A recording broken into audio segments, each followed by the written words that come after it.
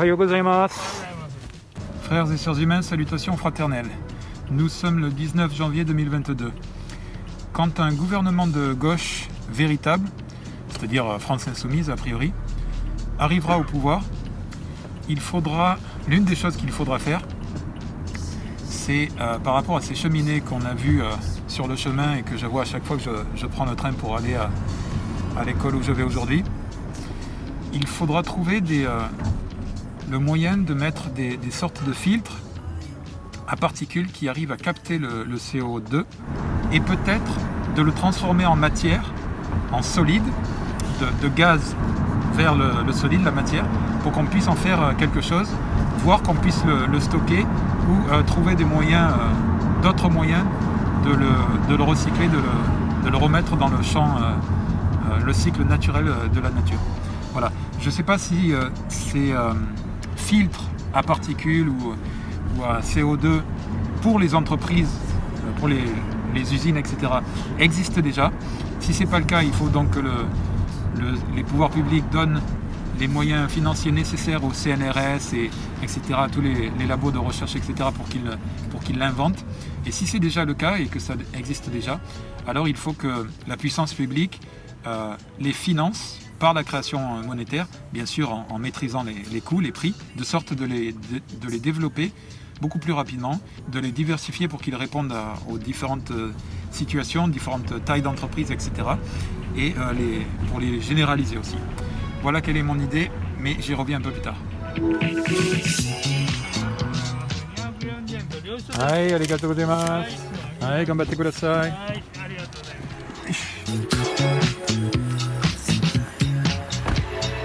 C'est là où je bosse aujourd'hui. Allez, c'est parti, au boulot. Bon, de retour à la maison. Les cours de début de la journée sont terminés. Les cours de la suite de la journée se feront en ligne. Donc je suis à la maison au chaud tranquille. Après quelques recherches, la technologie que je propose existe déjà. Ça s'appelle la séquestration de CO2. Et c'est une technique qui permet de récupérer directement depuis les usines, depuis les cheminées des usines, le CO2 par ce qu'on appelle de la captation et de la séquestration. Une fois qu'on a capté le CO2, il y a plusieurs méthodes pour lui trouver des débouchés, ou en tout cas pour le stocker. Et l'une de ces méthodes, c'est de l'enfouir sous terre. Alors là, moi je suis pas du tout d'accord parce que ok, on nous dit que ça n'augmente pas le risque de séisme, que c'est fait dans des couches profondes et avec la géologie nécessaire pour s'assurer de l'imperméabilité et du fait que ces gaz ne remontent pas sur le sol. Mais ce discours très sûr de lui-même, on a entendu ici au Japon avec les pro-nucléaires qui nous disaient que même en cas de catastrophe, il n'y aurait pas d'accident grave, alors qu'on l'a bien vu avec Sendai. Premièrement, donc le risque zéro n'existe pas, il y a toujours possibilité, d'une façon ou d'une autre, de fuite.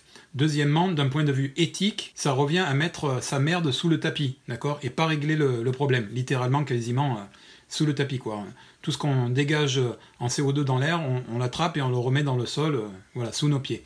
Donc, même si c'est de là qu'il provient, il a été mis là par un long processus naturel. Et si on s'amusait à vouloir faire la même chose, à mon avis, d'un point de vue éthique, ça pose question. Et même d'un point de vue pratique, je pense qu'on jouerait plutôt aux apprentis sorciers. Donc la solution de stockage dans le sol, j'y suis défavorable. Ensuite, moi, c'est un avis personnel que je propose ici. Et évidemment, la première des choses à faire, c'est de faire de notre pays une démocratie. Donc en votant pour Mélenchon, qui va mettre en place sa constituante, etc., en réécrivant la Constitution, en ayant le référendum d'initiative au niveau constituant et au niveau législatif, etc., etc., de sorte que nous puissions, nous Français, dès qu'on est concerné par un sujet, dès qu'on a un avis, etc., pouvoir y participer et pouvoir ultimement déclencher des discussions sur un temps suffisamment long qui sera sanctionné par un référendum, oui, non, etc. D'accord ? Donc ici, je ne fais que exprimer un avis personnel. Je suis contre le stockage dans le sol. Par contre, la technique que je proposais de solidifier le gaz carbonique dans de la pierre ou dans un élément solide commence à devenir une réalité. Notamment, je vous mettrai en lien un article du CEA qui s'intitule « Convertir le CO2 en matière première utile ». Et donc, non seulement cette technique permet de capter et de capturer, de séquestrer, de stocker le CO2 sous forme solide, mais en plus, on peut le réutiliser. Et donc, à chaque fois, on l'utilise, on le recapte, on l'utilise, on le recapte, et c'est un cercle fermé comme ça. La problématique de cette technologie de séquestration du gaz CO2, c'est qu'elle n'est pas suffisamment déployée. Donc, encore une fois, c'est une question de volonté politique et de moyens. Donc, on en revient à ce que je disais tout à l'heure. La situation est celle-ci. Le GIEC a confirmé que les activités humaines ont un impact sur le réchauffement climatique et les problèmes environnementaux. D'un autre côté, cette technologie de séquestration qui existe n'est pas suffisamment déployée. Pourquoi? Parce qu'il y a un coût, et puis parce qu'il n'y a peut-être pas l'envie de s'embêter pour les industriels à avoir un énième poste de dépenses, etc., en installant ces techniques de séquestration. Voilà quelle est la situation aujourd'hui. Donc, quelle est la solution? C'est que le pouvoir politique intervienne. Il peut intervenir, comme d'habitude, en obligeant l'installation de ces technologies, ou en punissant les industriels qui ne le font pas. C'est une façon qui a ses limites à mon avis, qui crée de la friction.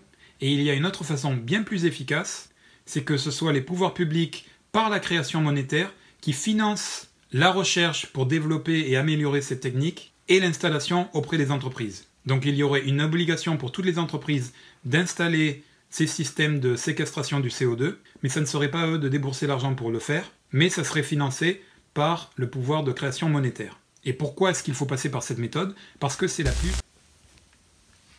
Encore une fois, le téléphone qui se met en rideau. Alors pourquoi est-ce que c'est la meilleure méthode? Parce que c'est la méthode la plus rapide et la plus efficace. Avec une volonté politique et avec les moyens de l'État, c'est-à-dire la création monétaire, on peut déployer beaucoup plus rapidement et donc beaucoup plus efficacement cette technique de séquestration du CO2. Car c'est ça la problématique, c'est que la technologie existe, le savoir-faire existe, la solution existe, mais elle n'est pas mise en place à cause de coûts et à cause d'un manque de volonté politique. Donc elles sont là les clés, la volonté politique et le financement. Même si à côté de ça, évidemment, il faut aussi chercher à réduire les émissions de CO2 en parallèle, ainsi que trouver de nouvelles formes de production de l'énergie. Mais en tout état de cause, certaines industries, telles que la métallurgie, continueront à émettre du CO2, même si on a de nouvelles technologies, de nouvelles formes de création de l'énergie. Donc la question de la captation et de la séquestration et de la transformation du CO2 reste pertinente.